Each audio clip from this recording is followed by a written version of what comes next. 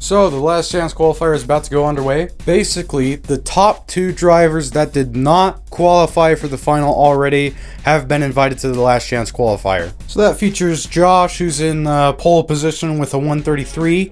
Then Kelton comes along with a 134.2, followed by Trevor with a 134.98. Mitch is the next to make it in with a 135.6. In P5, Jake failed to set a clean qualifying time.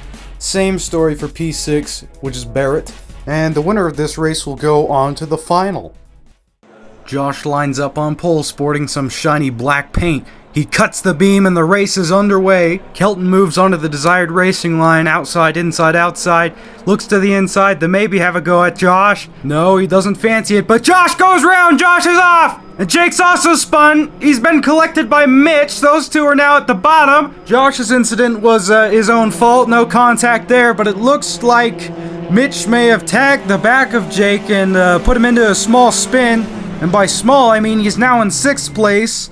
And his chances of getting into the final are even further gone than before. But have a look here. Here goes Trevor on the inside. Kelton's banging doors. Another contact there. It might be a bit over the top, but the stakes are high. Kelton now holds the lead, but Trevor is being very aggressive. He might be capable of making the pass. Eventually, not here. Barrett's also had a good start. He's up to P3. It's a decent exit for the both of them, but Trevor is off the line a little bit. Barrett fancies a look to the inside. Trevor leaves too much space. He's very wide. He's gonna try and late apex it, but there's gonna be a car in the way.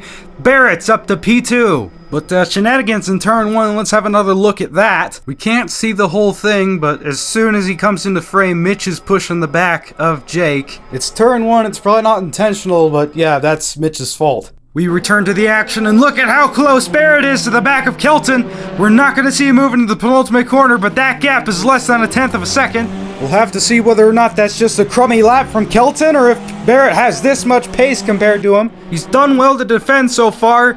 He's gonna move a little bit to the inside. He's looking in his mirrors, wondering where Barrett is. Moves to the inside, moves to the outside. Barrett fakes him out and goes to the inside. What'll it be, fellas? It'll be contact! It'll be big contact! But Kelton holds the lead for now. Barrett was optimistic and Kelton was desperate to not let him have that inside line, so that's what led to the conflict.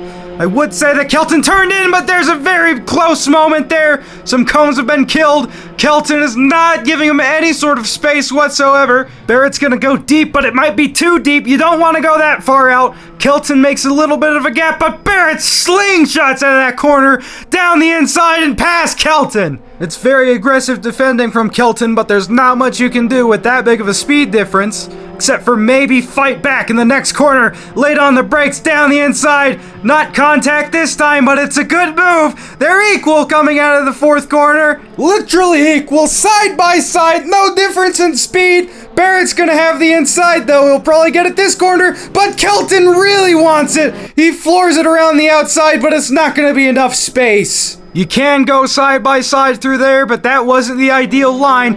Kelton goes wide again, but doesn't lose too much time. Barrett might be able to break away now. Our previous race winner looks to be beaten out by the new blood now, but will our new leader have a level enough head to hang on to it? I'll tell you what, last to first is a pretty impressive achievement, but there's 7 minutes of racing left. I don't think there's going to be any catching him on pace unless Jake gets involved. But he lost a lot of time after he got touched by Mitch. He has the whole race to make it up, but that might not be enough for him. He's in P5 at the moment, looking at P4, but I don't think so, not this time out. Maybe next time, though. It wasn't the strongest exit from Mitch. Trevor and Kelton seem to be at a little bit of a stalemate when it comes to the battle for P2. Nobody's really gaining or losing any time, but Jake is trying to get around Mitch. He wants to get payback for what he did to him on turn 1, and by doing that, he's just gonna pass him, isn't he? Yes, he is. Down the inside of technically 3. Clean move from Jake. Gets it done. Kelton once again has a very weak exit of turn 3, though. Trevor's caught back up. I think he's going for the 2nd gear through technically 3. It's very safe, but very slow on the exit. Oh, and there's big contact there. Trevor goes into the rear of Kelton, but they both make it around the corner. It would seem like Kelton is a lot faster on all the other sectors of the track, but if he isn't going to take technically 3 in first gear, then he just loses so much time down the back straight. But now it's a waiting game until somebody else makes a mistake, until Jake catches up to Trevor. Everyone's got a fairly sizable gap now. It looks like the smallest gap is the battle for P2. That's something that Jake wants to get in on, and he's got the pace to try, but Mitch is spun out. He's in P6 now. Josh makes his way up to P5. Maybe Mitch got some dirty air there, or tried too hard to catch up to Jake. It's a shame that we saw those two spin out on turn 1. They've both shown a lot of promise this tournament. Josh in, I believe it was race 4, held the lead for a long time against some of the fastest guys.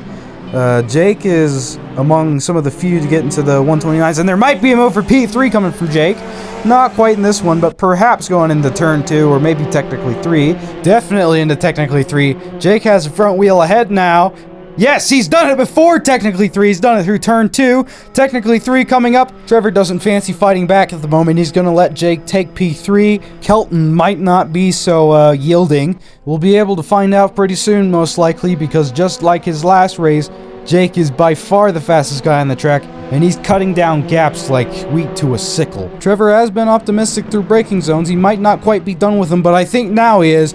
Trevor went way too deep through there. Jake gets a little bit of a slide going, actually, on the exit. He's made that mistake before there. He doesn't want to do it again. Mitch reversing onto the track, coming out of technically 3. The gap to Kelton is now significantly smaller. We might be able to see a move by the end of the lap, or not. Well, Jake is actually extremely fast through that corner. We might have something coming along in the penultimate corner if Kelton is yielding enough, but maybe not. Let's see what happens through here. Kelton stays to the outside. Jake looks down the inside. He's going to get it done very high on the inside curbing, but keeps it straight and sends it past Kelton. And it's a sportsman-like move from Kelton as well.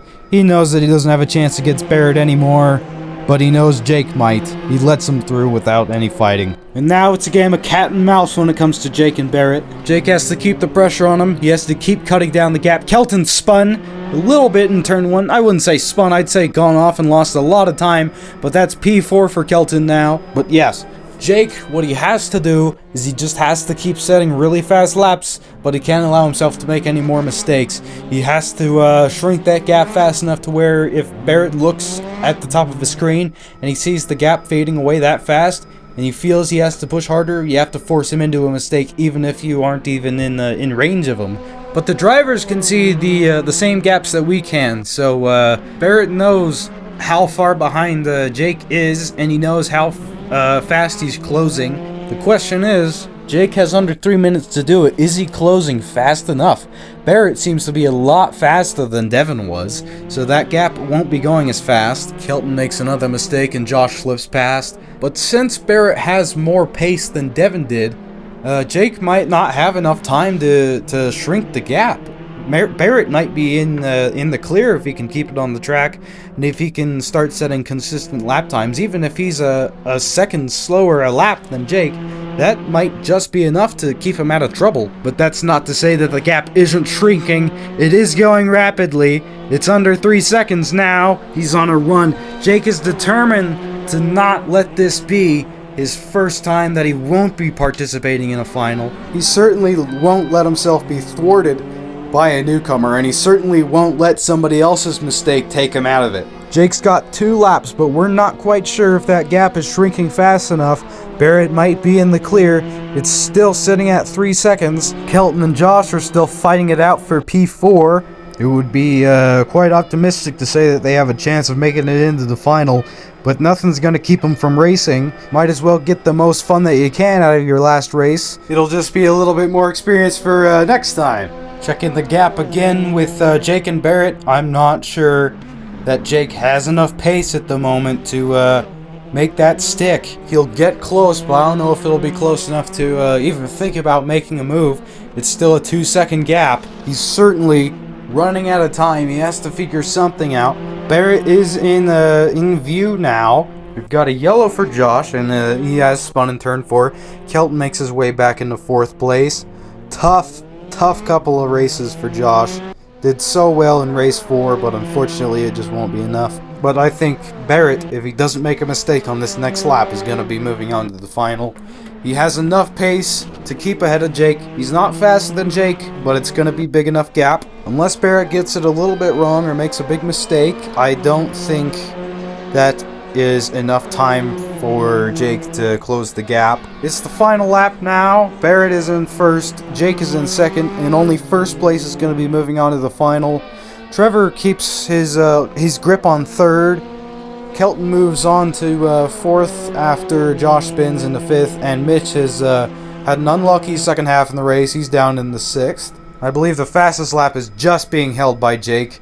That gap really doesn't look that big. If Barrett just gets a little bit slidey somewhere, I think Jake's going to be close enough to make a move. It's a second and a half. It definitely isn't coming down fast enough to where Jake can just catch him if they're both clean. And that was pretty much the last corner that you could do an optimistic dive on. I think, he's simply too far back. Unless he goes extremely wide through these next few corners or gets a little bit slidey, Jake has no chance. There is no way for you to dive and make an overtake because these last few corners are just too fast.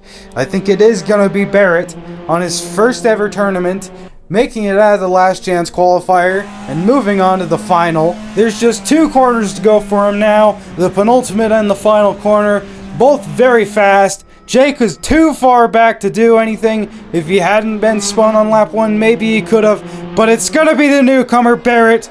Never, ever participated in a tournament before, and now he's in the final. Jake will come home in second. He was closing that gap, and he got pretty close, but one more lap, he could have had a chance to make a dive, but he's going to be out of the final this time.